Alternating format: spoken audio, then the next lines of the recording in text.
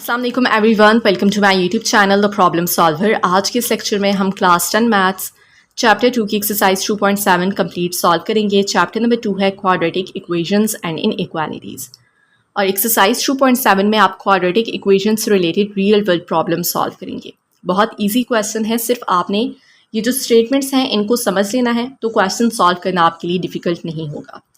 Question number 1 है, a town's population is modeled by P of t is equal to minus 2t square plus 40t plus 800। एक town की population calculate करने के लिए ये एक मॉडल डिज़ाइन किया गया है, एक फार्मूला डिज़ाइन किया गया है। वेयर t इज़ ईयर्स, इसमें t क्या है, टाइम को डिनोट कर रहा है इन ईयर्स सिंस 2020, राइट। ये आपके पास एक फंक्शन है, इसको किस तरह से पढ़ेंगे, p ऑफ t या p is a function of t। That means कि पॉपुलेशन डिपेंड कर रही है टाइम पे, कि जैसे जैसे टाइम इंक्रीज़ होगा वैसे ही पॉपुलेशन भी चेंज होगी।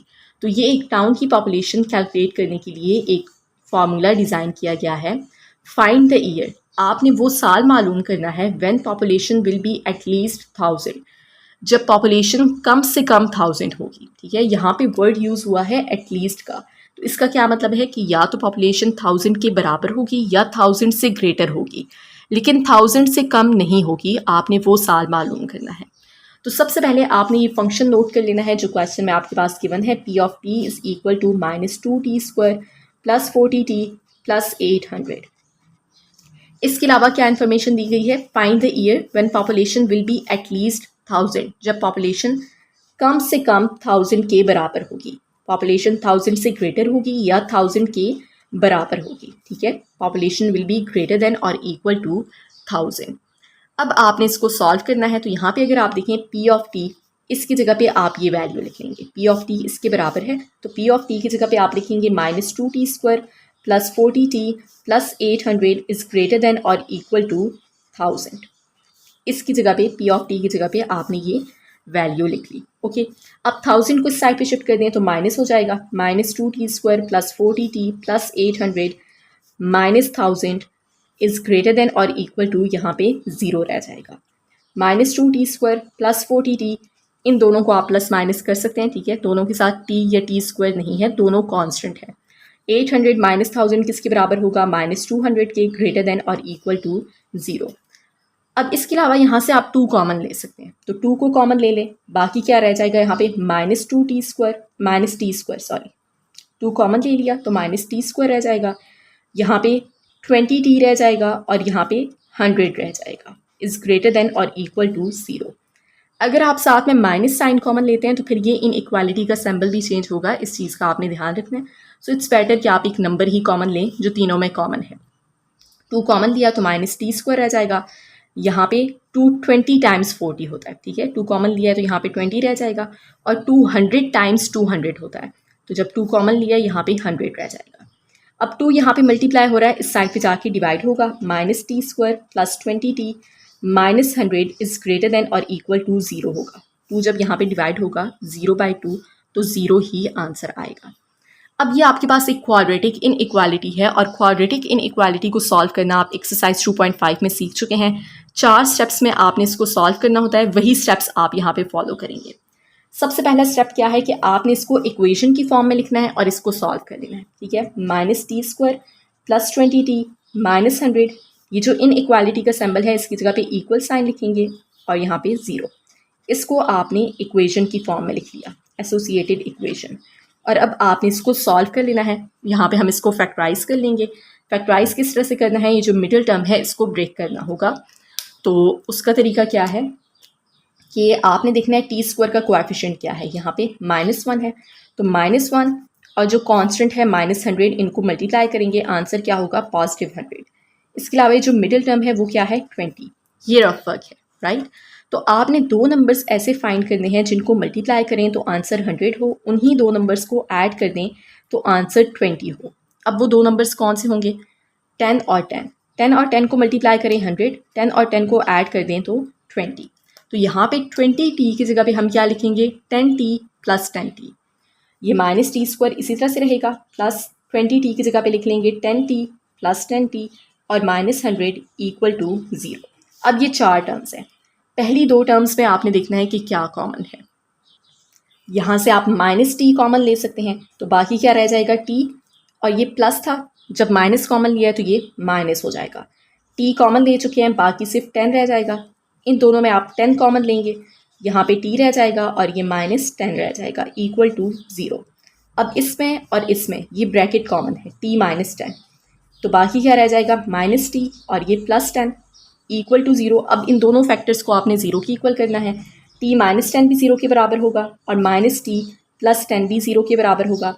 -10 को इस साइड पे ले जाएं, +10 हो जाएगा। यहाँ पे -t को इस साइड पे ले जाएं, तो t की वैल्यू 10 ही है दोनों दफ़ा, ठीक है। तो ये क्रिटिकल पॉइंट्स हमने फाइंड करने होते हैं ताकि हम नंबर लाइन को इंटरवल्स में डिवाइड कर सकें।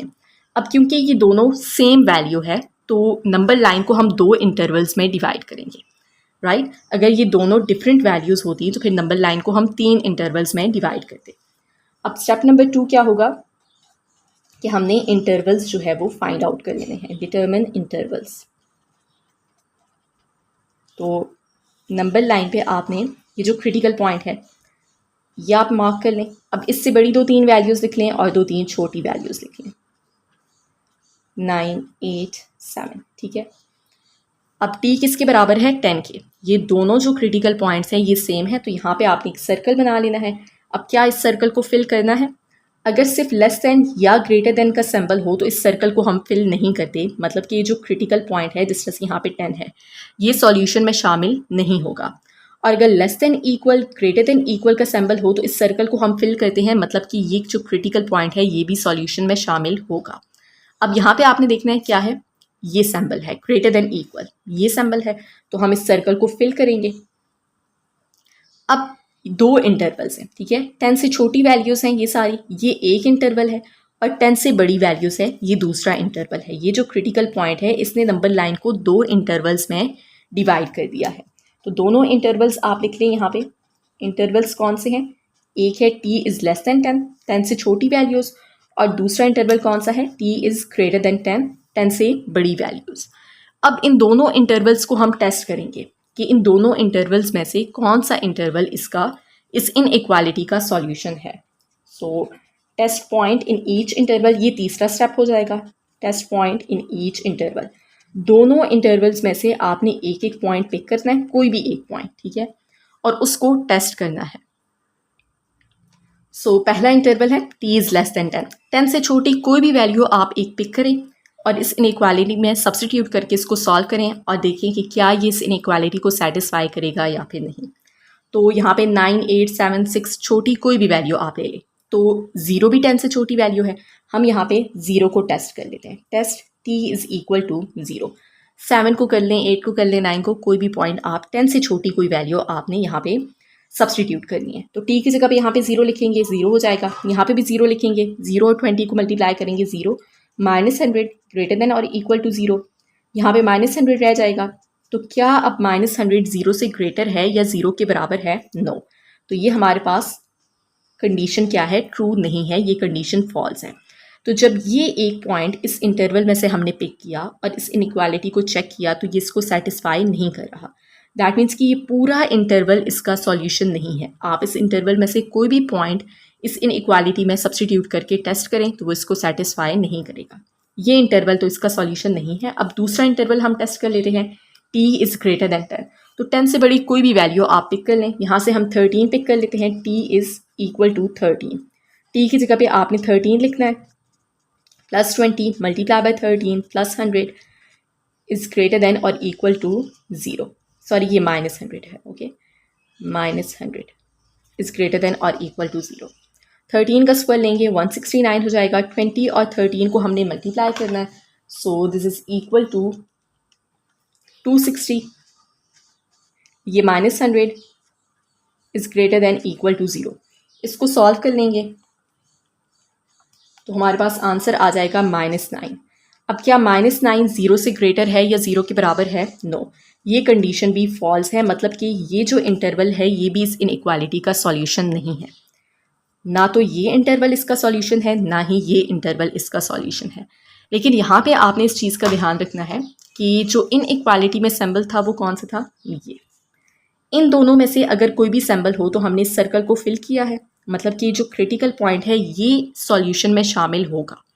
अगर सिर्फ लेस देन या ग्रेटर देन का सिंबल हो तो ये जो क्रिटिकल पॉइंट है ये सॉल्यूशन में शामिल नहीं होता। इसके अलावा हम इंटरवल्स चेक कर लेते हैं कि कौन सा इंटरवल इसका सॉल्यूशन है। अब इंटरवल्स तो इसका सॉल्यूशन नहीं है, लेकिन ये जो पॉइंट है ये इस इनइक्वालिटी का सॉल्यूशन है। आप इसको टेस्ट भी कर सकते हैं। इस इनइक्वालिटी में आप t की जगह पे 10 लिख के सॉल्व करें। माइनस t की जगह पे 10 लिखेंगे, उसका स्क्वायर है +20 multiply by 10 +100 is greater then और इक्वल टू 0। यहाँ पे 100 हो जाएगा, ये 20 और 10 को मल्टीप्लाई करेंगे 200 +100 is greater than equal to 0। इन तीनों को प्लस माइनस करें तो आंसर क्या होगा 0। तो क्या 0 ग्रेटर है या इक्वल है 0 के? Yes, 0 is equal to 0। तो ये जो क्रिटिकल पॉइंट था यही इसका सॉल्यूशन है। टाइम किसके बराबर है? 10 ईयर्स के। तो जब देखें आपके पास लेस देन या सिर्फ ग्रेटर देन का सिंबल हो, ये जो क्रिटिकल पॉइंट होगा ये इसका सॉल्यूशन नहीं होगा। आप इसको जब यहाँ पे लिख के सॉल्व करेंगे, जब क्रिटिकल पॉइंट को इन इक्वालिटी में सब्सटीट्यूट करेंगे और इसको सॉल्व करेंगे तो आंसर 0 ही होगा। अब इन दोनों में से अगर कोई सिंबल हो तो यहाँ पे क्या 0 स्मॉल होगा 0 से या 0 ग्रेटर होगा 0 से? नो। लेकिन इन दोनों में से अगर कोई सिंबल हो less than equal to greater than equal to, तो यहाँ पे तो 0 आ जाएगा। तो 0 ग्रेटर है या इक्वल है 0 के, या 0 स्मॉल है या इक्वल है 0 के? तो यस, 0 इक्वल है 0 के, राइट। तो ये जो क्रिटिकल पॉइंट है यही इसका सॉल्यूशन है कि 10 साल बाद पॉपुलेशन जो है वो एटलीस्ट 1000 के बराबर होगी, लेकिन आपने वो साल मालूम करना है। तो क्वेश्चन में कौन सा ईयर गिवन था? 2020। तो 2020 के 10 साल बाद पॉपुलेशन क्या होगी? एटलीस्ट 1000 के बराबर होगी। 2020 में आपने ये 10 साल ऐड कर देने हैं, तो वो कौन सा ईयर होगा? 2030, और ये इसका आंसर होगा। नेक्स्ट क्वेश्चन नंबर 2 है, a company models its profit P in 1000 of rupees by equation P of x is equal to -5x square plus 150x minus 1000। Company इस इक्वेशन की मदद से प्रॉफिट कैलकुलेट करती है। P यहाँ पे क्या है? प्रॉफिट इन 1000 ऑफ रुपीज़, और x क्या है? x इज प्राइस पर आइटम इन रुपीज़। x एक आइटम की प्राइस है इन रुपीज़। अब ये आपके पास एक इक्वेशन गिवन है, एक फंक्शन है P of x, that means कि प्रॉफिट डिपेंड कर रहा है x पे, कि अगर आइटम की प्राइस इंक्रीज होगी तो प्रॉफिट भी इंक्रीज होगा। तो इस इक्वेशन की मदद से कंपनी प्रॉफिट कैलकुलेट कर रही है। फाइंड द प्राइस, आपने वो प्राइस मालूम करनी है दैट गिव्स मैक्सिमम प्रॉफिट, जिस पे कंपनी को मैक्सिमम प्रॉफिट मिले, ज़्यादा से ज़्यादा प्रॉफिट मिले। ठीक है, आपने ये बताना है कि एक आइटम की क्या प्राइस होगी कि जिस पे कंपनी को मैक्सिमम प्रॉफिट मिले। अब ये आपके पास एक क्वाड्रेटिक फंक्शन है और यहाँ पे वर्ड यूज़ हुआ है मैक्सिमम का। तो अगर आपके पास क्वाड्रेटिक फंक्शन है और मैक्सिमम या मिनिमम का वर्ड यूज़ होगा तो आपने वर्टेक्स फाइंड करना है। अब आपको मालूम है कि क्वाड्रेटिक फंक्शन का जो ग्राफ है वो यू शेप में होता है, या तो ये यू शेप अपवर्ड डायरेक्शन में होगी या फिर डाउनवर्ड डायरेक्शन में। इस ग्राफ को पैराबोला कहा जाता है। तो वर्टेक्स क्या करता है? वर्टेक्स हमें मैक्सिमम या मिनिमम वैल्यू बताएगा। ठीक है, वर्टेक्स क्या है? जिस पॉइंट पे ये ग्राफ टर्न लेगा, ग्राफ की डायरेक्शन चेंज होगी। अब यहाँ से ये ग्राफ इस डायरेक्शन में है, ठीक है, इस पॉइंट पे जाके इसकी डायरेक्शन इस तरह से चेंज हो जाती है, तो ये क्या है? वर्टेक्स है। इसी तरह से इस ग्राफ की डायरेक्शन इस तरह से है, इस पॉइंट पे जाके इसकी डायरेक्शन इस तरह चेंज हो जाती है, तो ये इसका वर्टेक्स है। ठीक है, अब अगर ग्राफ अपवर्ड डायरेक्शन में होगा तो वर्टेक्स हमें मिनिमम वैल्यू बताएगा। यहाँ से ये वैल्यू डिक्रीज हो रही है, यहाँ पे सबसे कम वैल्यू है और फिर वैल्यू इंक्रीज हो जाती है। तो अगर ग्राफ अपवर्ड डायरेक्शन में है तो वर्टेक्स मिनिमम वैल्यू बताएगा। अब यहाँ पे अगर आप नोट करें तो वैल्यू इंक्रीज हो रही है, ये मैक्सिमम वैल्यू है और फिर वैल्यू डिक्रीज हो रही है। तो ग्राफ अगर डाउनवर्ड डायरेक्शन में होगा तो वर्टेक्स मैक्सिमम वैल्यू बताएगा। ठीक है, अब यहाँ पे क्या है? P of x is equal to -5x square plus 150x minus 1000। X square का कोएफिशिएंट क्या है? नेगेटिव है। एक्स स्क्वायर के साथ अगर पॉजिटिव साइन होगा तो ग्राफ अपवर्ड डायरेक्शन में होगा, अगर एक्स स्क्वायर के साथ नेगेटिव साइन है तो ग्राफ डाउनवर्ड डायरेक्शन में होगा। अब क्योंकि एक्स स्क्वायर के साथ नेगेटिव साइन है तो दैट मीन्स कि ये डाउनवर्ड डायरेक्शन में ग्राफ होगा और वर्टेक्स हमें मैक्सिमम वैल्यू बताएगा। ठीक है, आई होप कि ये बेसिक चीज़ें आपको समझ आ चुकी हैं। अब यहाँ पे आप देखें, अगर हमारे पास एक प्राइस है आइटम की और एक प्रॉफिट है, तो प्रॉफिट डिपेंड कर रहा है प्राइस पे। अगर आइटम की प्राइस इंक्रीज होगी तो प्रॉफिट भी इंक्रीज होगा, तो दैट मीन्स कि प्रॉफिट डिपेंड कर रहा है प्राइस पर आइटम पे। ये एक्स एक्सिस है, ये वाई एक्सिस है। तो वाई एक्सिस के अलोंग डिपेंडेंट वेरिएबल होता है, ठीक है। प्रॉफिट क्योंकि डिपेंड कर रहा है एक्स पे, तो प्रॉफिट वाई एक्सिस के अलोंग होगा। और जो एक्स है, प्राइस पर आइटम, ये इनडिपेंडेंट वेरिएबल है, ये प्रॉफिट पे डिपेंड नहीं कर रहा, ठीक है। तो ये आपके पास एक्स एक्सिस के अलोंग होगा। एक्स एक्सिस के अलोंग प्राइस पर आइटम जो एक्स है, और वाई एक्सिस के अलोंग प्रॉफिट जो कि पी है, ठीक है। अब यहाँ पे ग्राफ क्या है, डाउनवर्ड डायरेक्शन में है, तो आपने क्या करना है, वर्टिक्स फाइंड करना है। और वर्टिक्स एक पॉइंट है, ठीक है, एक्स वाई। अब यहाँ पे आपने क्या करना है, फाइंड द प्राइस। आपने प्राइस मालूम करनी है दैट गिव्स मैक्सिमम प्रॉफिट, ठीक है। तो प्राइस क्या है, एक्स एक्सिस के अलोंग है, तो आपने सिर्फ ये एक्स फाइंड करना है, वाई फाइंड करने की ज़रूरत नहीं है। वाई प्रॉफिट को डिनोट कर रहा है, ठीक है। तो अगर आपसे कहा जाएगा कि मैक्सिमम प्रॉफिट भी फाइंड करें, तो फिर आप ये भी फाइंड करेंगे। यहाँ पे अभी आपने सिर्फ मेंशन कर लेना है कि क्योंकि एक्स स्क्वायर का कोएफिशिएंट -5 है, जो कि 0 से स्मॉल है, एक नेगेटिव नंबर है, सो पैराबोला ओपन डाउनवर्ड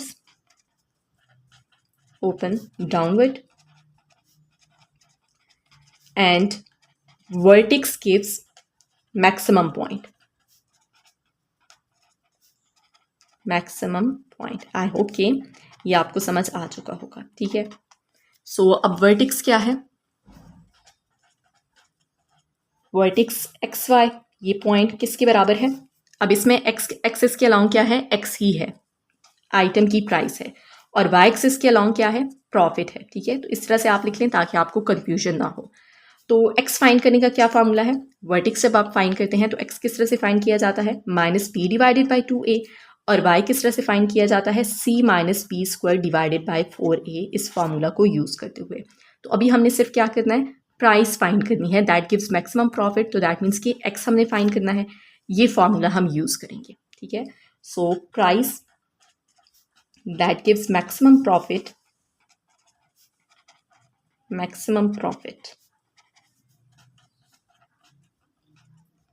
ये किसके बराबर है, एक्स के, and this is equal to -p divided by 2a।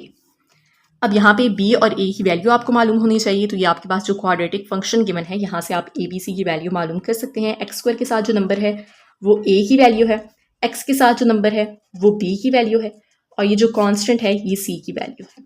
तो यहाँ पे आप a और b की वैल्यू सब्सटीट्यूट कर लेंगे। -p की वैल्यू है 150 डिवाइडेड बाई 2, a की वैल्यू है -5, सो -150 डिवाइडेड बाय -10, ये माइनस माइनस प्लस हो जाएगा, ये कैंसिल। तो आपके पास जो प्राइस है वो क्या है, 15 रुपीज़। अगर एक आइटम की प्राइस 15 रुपीज़ होगी तो कंपनी को मैक्सिमम प्रॉफिट मिलेगा। प्राइस पर आइटम क्या होगी, 15। अब अगर आपसे कहा जाता है कि मैक्सिमम प्रॉफिट भी फाइंड करें, तो फिर आपने मैक्सिमम प्रॉफिट फाइंड करना है इसको यूज़ करते हुए। I hope it's clear. Next question number 3 है, a toy car rolls down an incline. एक टॉय कार है जो कि इस डायरेक्शन में चलती हुई आ रही है, and covers a distance given by equation d is equal to t square minus 0.5 t meters. और वो जो डिस्टेंस कवर करती है मीटर्स में, वो इस इक्वेशन की मदद से कैलकुलेट किया जाता है। d क्या है इसमें, डिस्टेंस, और t क्या है, टाइम इन सेकेंड्स। अब फॉर एग्जाम्पल अगर आपने मालूम करना है कि 5 सेकेंड में इस कार ने कितना डिस्टेंस कवर किया है, तो t की जगह पे आप 5 लिखेंगे, इसको सॉल्व करेंगे और डिस्टेंस फाइंड कर लेंगे। तो इस इक्वेशन की मदद से डिस्टेंस कैलकुलेट किया जाता है। लेकिन यहाँ पे क्या कहा गया है, फाइंड द टाइम। आपने वो टाइम फाइंड करना है when car has travelled a distance of 12.5 meters, कि कितने टाइम में इस कार ने 12.5 मीटर का डिस्टेंस कवर किया है, ठीक है। सो सबसे पहले तो ये इक्वेशन हम नोट कर लेते हैं, d is equal to t square minus 0.5 t। अब हमने ये फाइंड करना है कि कितने टाइम में इस कार ने इतना डिस्टेंस कवर किया है। तो डिस्टेंस क्या है, 12.5, इसकी जगह पे आप लिख लें 12.5 equal to t square minus 0.5 t। अब 12.5 को इस साइड पे ले जाएं, यहाँ पे 0 रह जाएगा, t स्क्वायर माइनस 0.5 t, और 12.5 इस साइड पे जाके माइनस हो जाएगा। तो ये आपके पास एक क्वाड्रेटिक इक्वेशन है, इसको आप सॉल्व करेंगे और टाइम जो है वो कैलकुलेट कर लेंगे। तो रीअरेंज कर लें इसको, t square minus 0.5 t minus 12.5 is equal to 0। यहाँ पे हम क्वाड्रेटिक फार्मूला यूज़ कर लेते हैं। t स्क्वायर का कोएफिशिएंट क्या है, 1, ये a की वैल्यू है। t के साथ जो नंबर है, t का कोएफिशिएंट क्या है, माइनस 0.5, ये b की वैल्यू है, और कांस्टेंट है minus 12.5। So by quadratic formula time जो है वो हम फाइंड करेंगे। अब यहाँ पे हमने टाइम फाइंड करना है, ठीक है। So t is equal to minus b plus minus square root of b square minus 4ac divided by 2a। अब यहाँ पे आपने a b c की वैल्यूज़ लिख के इसको सॉल्व कर लेना है। t is equal to minus b की वैल्यू है 0.5 plus minus square root of 0.5 square minus 4 into a into c divided by 2a और a की वैल्यू है 1। t इज इक्वल टू ये माइनस 0.5 है plus minus square root of, इसको solve करेंगे 0.5 का अगर हम स्क्वायर लें so this is equal to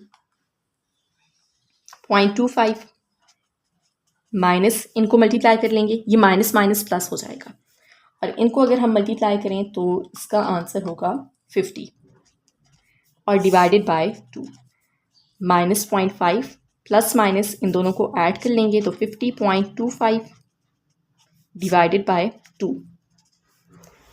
अब इसका आपने स्क्वायर रूट लेना है। t is equal to minus 0.5 plus minus इसका स्क्वायर रूट लेंगे 50.25। So this is equal to 7.0887 है, तो हम राउंड ऑफ कर लेते हैं 7.09 डिवाइडेड बाय 2।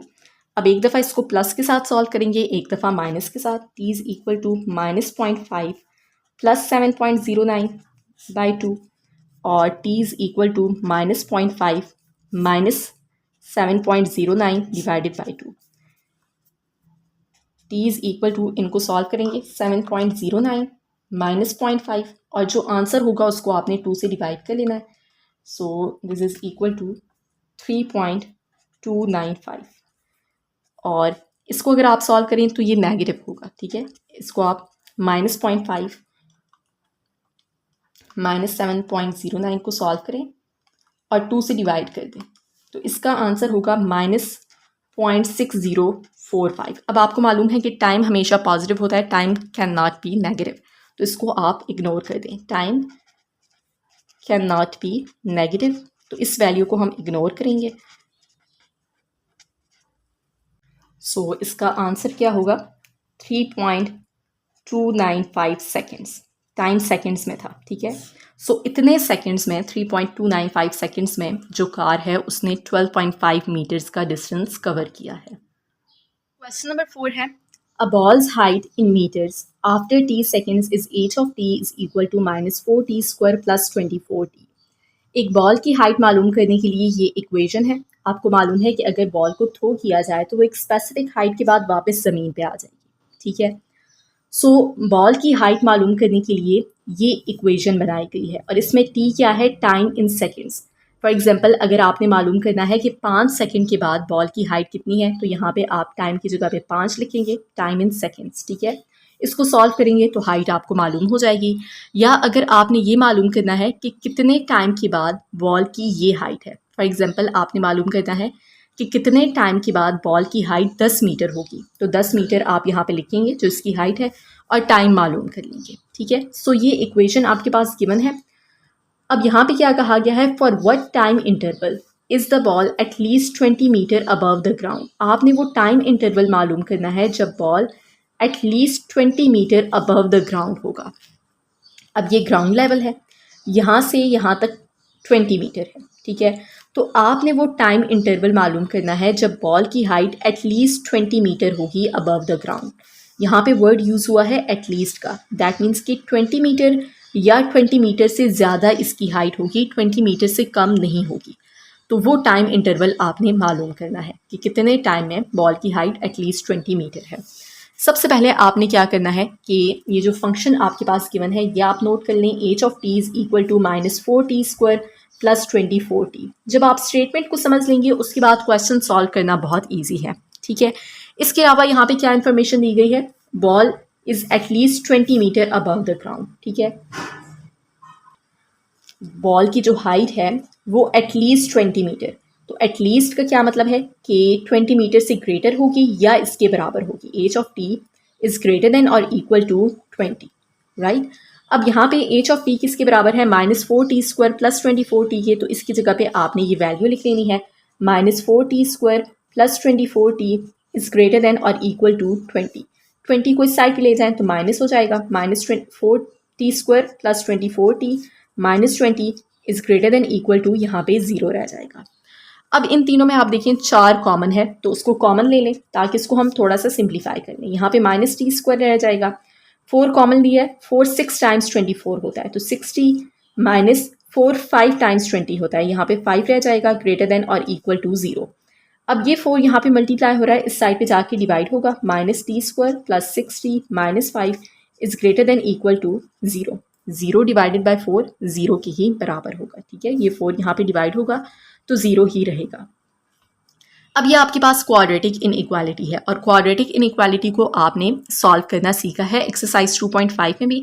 इसके अलावा इस एक्सरसाइज में भी आपने एक क्वेश्चन सॉल्व किया है, 4 स्टेप्स हैं, वही 4 स्टेप्स आपने फॉलो करने हैं। सबसे पहला स्टेप क्या है कि आपने इस क्वाड्रेटिक इनइक्वालिटी को इक्वेशन की फॉर्म में लिखना है। एसोसिएटेड इक्वेशन आप लिखेंगे और इसको सॉल्व करेंगे। -t² प्लस 60 माइनस 5 इन इक्वालिटी की जगह पे आपने इक्वल लिखना है और 0, ठीक है। इसको आपने इक्वेशन की फॉर्म में लिख लिया। अब आपने इसको फैक्टराइज कर लेना है।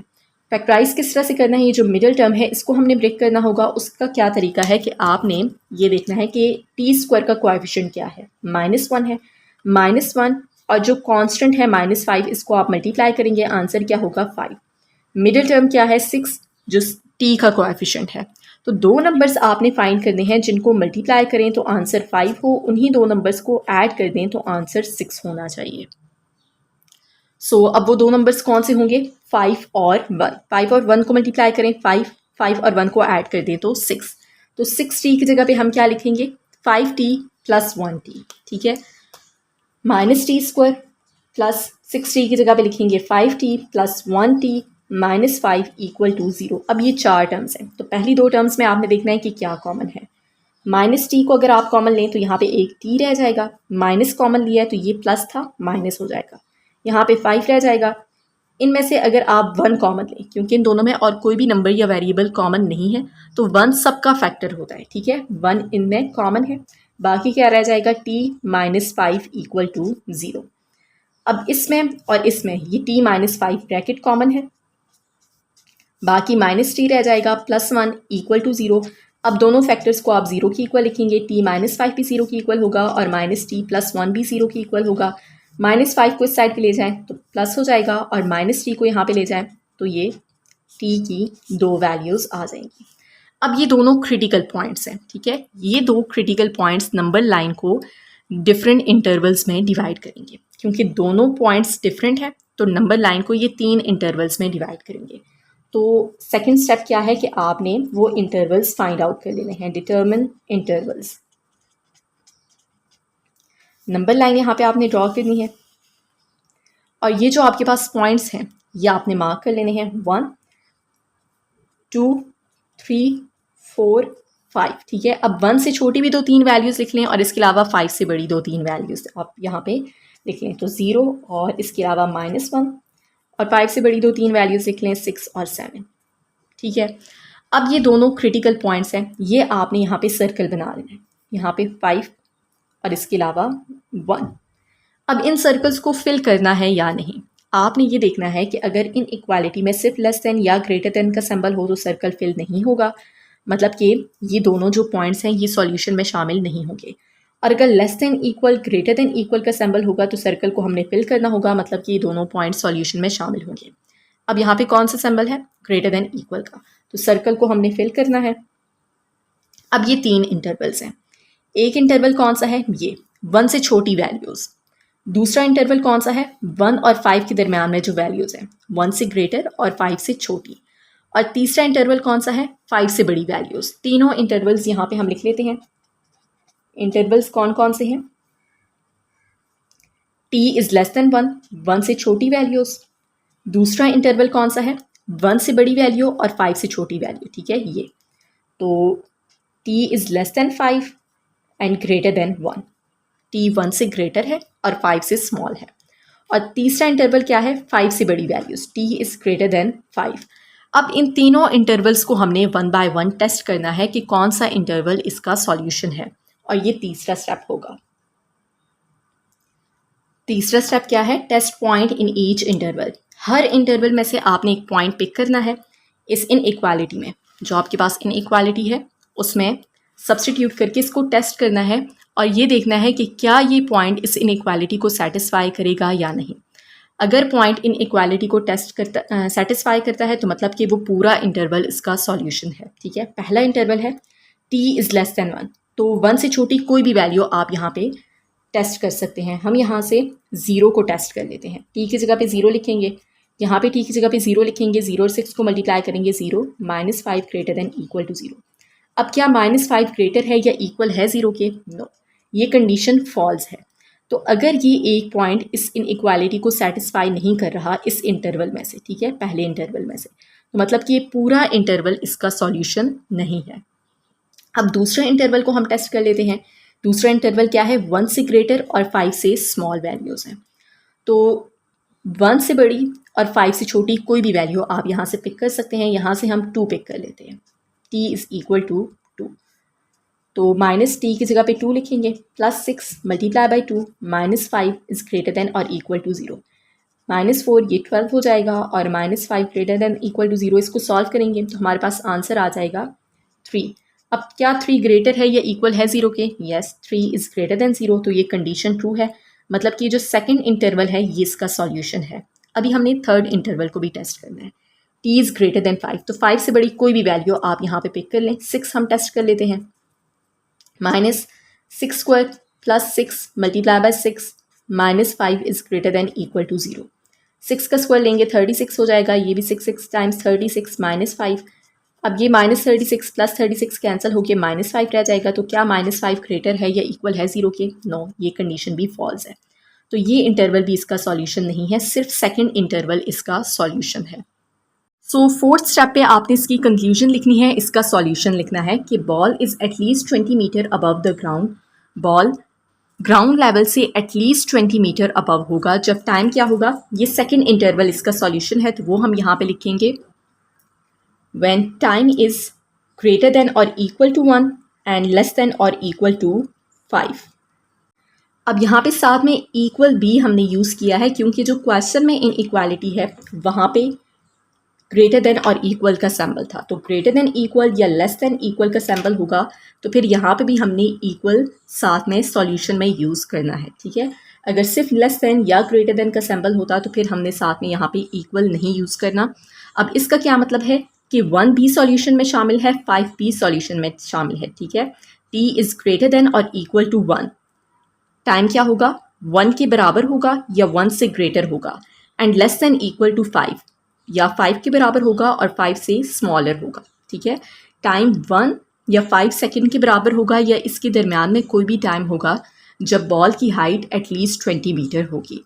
और यही सॉल्यूशन आपने नंबर लाइन पे भी हाईलाइट करना है। ये सेकंड इंटरवल इसका सॉल्यूशन है, तो इन दोनों सर्कल्स को आपने लाइन के ज़रिए ज्वाइन किया और यहाँ पे इंटरवल को हाईलाइट कर लेना है।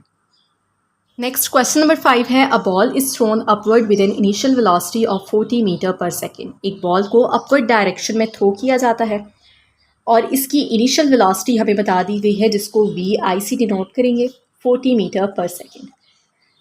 Calculate the maximum height it reaches above the ground level. आपने इस बॉल की मैक्सिमम हाइट मालूम करनी है। अब देखिए, जब बॉल को अपवर्ड डायरेक्शन में थ्रो किया जाएगा तो ये एक स्पेसिफिक हाइट तक जाके वापस ज़मीन पे आ जाएगी। तो ये जो मैक्सिमम हाइट है इस बॉल की, ये हमने फाइंड आउट करनी है। इसको हम 8 से डिनोट कर लेंगे, ये हमने फाइंड करनी है। अब यहाँ पे मैक्सिमम वर्ड यूज़ हुआ है, तो मैंने आपसे क्वेश्चन नंबर 2 में कहा था कि मैक्सिमम या मिनिमम का वर्ड यूज़ हो तो हमने वर्टेक्स फाइंड करना है, लेकिन वो इस केस में कि जब आपके पास क्वाड्रेटिक फंक्शन गिवन हो। यहाँ पे क्वाड्रेटिक फंक्शन गिवन नहीं है, ठीक है, इसलिए वर्टेक्स वगैरह फाइंड नहीं करना। यहाँ पे आपने मैक्सिमम हाइट फाइंड करनी है। अब वो किस तरह से करेंगे, यहाँ पे आपने third equation of motion use करनी है। थर्ड इक्वेशन ऑफ मोशन क्या है, फाइनल वेलोसिटी का square and that is equal to initial velocity का स्क्वायर प्लस 2as। ठीक है, अब यहाँ पे फाइनल वेलोसिटी क्या है, जब बॉल मैक्सिमम हाइट पे पहुँचेगी तो इसकी जो फाइनल वेलोसिटी है वो 0 के बराबर होगी। ओके, फाइनल वेलोसिटी 0 है, initial velocity 40 metre per second है। अब यहाँ पे a क्या है, a यहाँ पे ग्रेविटेशनल एक्सेलरेशन होगी। ठीक है, a ग्रेविटेशनल एक्सेलरेशन के बराबर होगी, और क्योंकि बॉल अपवर्ड डायरेक्शन में थ्रो किया गया है इसलिए इसके साथ नेगेटिव साइन यूज़ होगा। अब अगर ये डाउनवर्ड डायरेक्शन में हो तो फिर पॉजिटिव जी होगा, और इसकी वैल्यू क्या होती है 9.8 मीटर पर स्क्वायर सेकेंड। ठीक है, इसके अलावा एस क्या है, एस डिस्टेंस है, तो एस यहाँ पे हाइट की ही बराबर होगा। बेसिकली हमने मैक्सिमम हाइट मालूम करनी है, हमने ये मालूम करना है कि बॉल की मैक्सिमम हाइट क्या है, मतलब कि उसने कितना डिस्टेंस कवर किया है। ठीक है, ये इसकी मैक्सिमम हाइट है जो कि बेसिकली डिस्टेंस ही है, तो इसलिए आप यहाँ पे इसको एस के बराबर भी लिख सकते हैं। सो एस क्या है, एच के बराबर है, ए क्या है, ग्रेविटेशनल एक्सेलरेशन है, फाइनल वेलोसिटी 0 है, इनिशियल वेलोसिटी 40 मीटर पर सेकंड है। ये तमाम वैल्यूज़ यहाँ पे हम सब्सटीट्यूट करेंगे और इसको सॉल्व कर लेंगे। सो ये 0 है, इनिशियल वेलोसिटी है 40, इसका स्क्वायर होगा +2, ए की जगह पे -9.8 और एस की जगह पे एच जो कि हाइट है। तो 40 का स्क्वायर लेंगे 1600 हो जाएगा, इन दोनों को मल्टीप्लाई कर लें। So this is equal to 19.6, और ये प्लस माइनस माइनस होगा इंटू एच, ये नेगेटिव है इस साइड पे ले जाएं, इसको पॉजिटिव हो जाएगा इक्वल टू 1600, और 19.6 इस साइड पे जाके डिवाइड होगा तो एच की वैल्यू होगी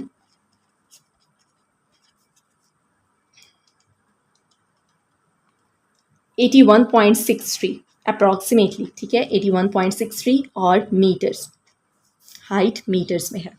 अब बुक में जो आंसर है वो 80 मीटर है, वो इसलिए कि जो ग्रेविटेशनल एक्सेलरेशन है 9.8, इसको अगर आप राउंड ऑफ करें और 10 लिखें, ठीक है, राउंड ऑफ करके 10 लिख के सॉल्व करें तो आपके पास 80 आंसर होगा, लेकिन इसकी वैल्यू 9.8 होती है, इसलिए यहाँ पे मैंने 9.8 ही सब्सटीट्यूट किया है और इसका ये आंसर होगा।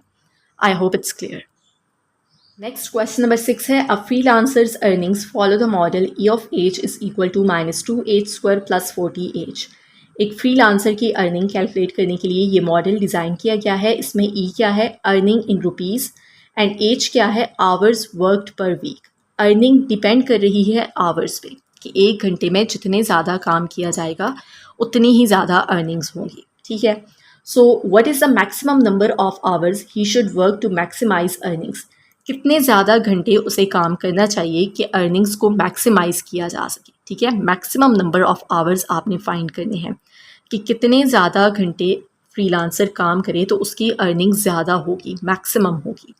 सो सबसे पहले तो आपने ये जो फंक्शन गिवन है ई ऑफ एच, ये नोट कर लेना है, -2h² + 40h। ठीक है, अब यहाँ पे मैक्सिमम नंबर ऑफ आवर्स आपने फाइंड करने हैं और क्वाड्रेटिक फंक्शन गिवन है, तो हमने ग्राफ की मदद से, मतलब कि वर्टिक्स हमने फाइंड करना होगा।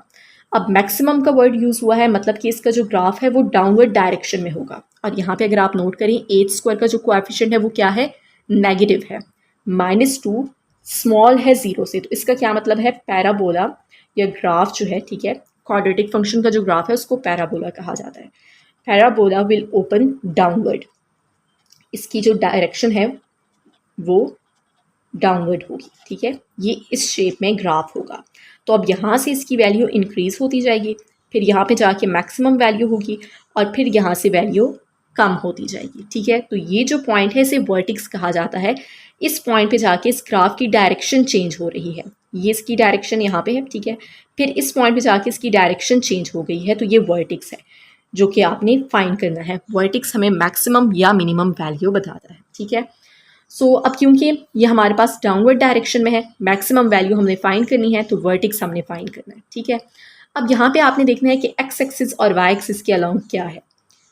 अर्निंग डिपेंड कर रही है आवर्स पे। ठीक है, तो जो डिपेंडेंट वेरिएबल होता है वो वाई एक्सिस के अलोंग होता है, अर्निंग वाई एक्सिस के अलोंग होगा, और जो आवर्स है वो डिपेंड नहीं कर रहा, वो इंडिपेंडेंट वेरिएबल है, तो आवर्स एक्स एक्सिस के अलोंग होंगे। ठीक है, अब आपने आवर्स फाइंड करनी है, what is the maximum number of hours, तो दैट मीन्स कि आप ये एक्स एक्सिस के अलोंग है तो एक्स आप फाइंड करेंगे। ठीक है, वाई एक्सिस के अलोंग अर्निंग्स है, अगर आपसे कहा जाता है कि मैक्सिमम अर्निंग भी फाइंड करें तो फिर आप वाई की वैल्यू भी फाइंड करेंगे। अभी सिर्फ आपने maximum number of hours find करने हैं, तो फिर आपने एक्स की वैल्यू फाइंड करनी होगी। ठीक है, so parabola will open downward, और इसका जो मैक्सिमम पॉइंट है वो क्या होगा, वर्टिक्स होगा। Vertices will be the, vertices is the maximum point.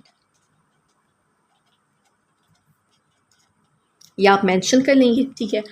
उसके बाद आपने क्या करना है, वर्टेक्स का फार्मूला क्या है वो आप मेंशन कर लेंगे। वर्टेक्स क्या है, जो पॉइंट है एक्स वाई, इसमें एक्स एक्सिस के अलॉन्ग क्या है, आवर्स, और वाई एक्सिस के अलॉन्ग क्या है, अर्निंग्स। इस तरह से आप लिख लेंगे तो आपको कन्फ्यूजन नहीं होगी, ठीक है। तो एक्स किस तरह से फाइंड करते हैं, -p डिवाइडेड बाई 2a, और वाई किस तरह से फाइंड करते हैं, c - p square divided by 4a। अभी सिर्फ आपने नंबर ऑफ आवर्स फाइंड करने हैं, तो ये आप फार्मूला यूज़ करेंगे, ठीक है। So maximum number of hours आपने फाइंड करने हैं। ये किसके बराबर होगा, h is equal to -p divided by 2a, ठीक है। h इसके बराबर है और e इसके बराबर है। अब इसमें b और a की वैल्यू आपको मालूम होनी चाहिए। तो आपको मालूम है जो h स्क्वायर का कोएफिशिएंट है -2, ये a की वैल्यू है। जो h का कोएफिशिएंट है ये b की वैल्यू है 40, और कांस्टेंट यहाँ पे कोई भी नहीं है, दैट मीन्स कि कांस्टेंट 0 है, वो c की वैल्यू होगी। तो a और b की वैल्यू यहाँ पे हम सब्सटीट्यूट करेंगे। -p की वैल्यू 40 है डिवाइडेड बाय 2, और a की वैल्यू -2 है। -40 divided by -4, minus minus plus हो जाएगा, एंड 4 10 टाइम्स 40, तो h क्या है 10। यहाँ पे बेशक आप x लिख लें, ठीक है। ये आपको समझाने के लिए मैंने यहाँ पे लिखा है कि x एक्सिस के अलॉन्ग आवर्स है और y एक्सिस के अलॉन्ग अर्निंग्स है, ठीक है। x और y ही यहाँ पे आप लिख लें। ये आपने x फाइंड किया है, ठीक है। तो ये किसके बराबर है, 10 आवर्स पर वीक, कि अगर एक वीक में 10 घंटे काम किया जाए तो अर्निंग्स मैक्सिमाइज हो जाएंगी।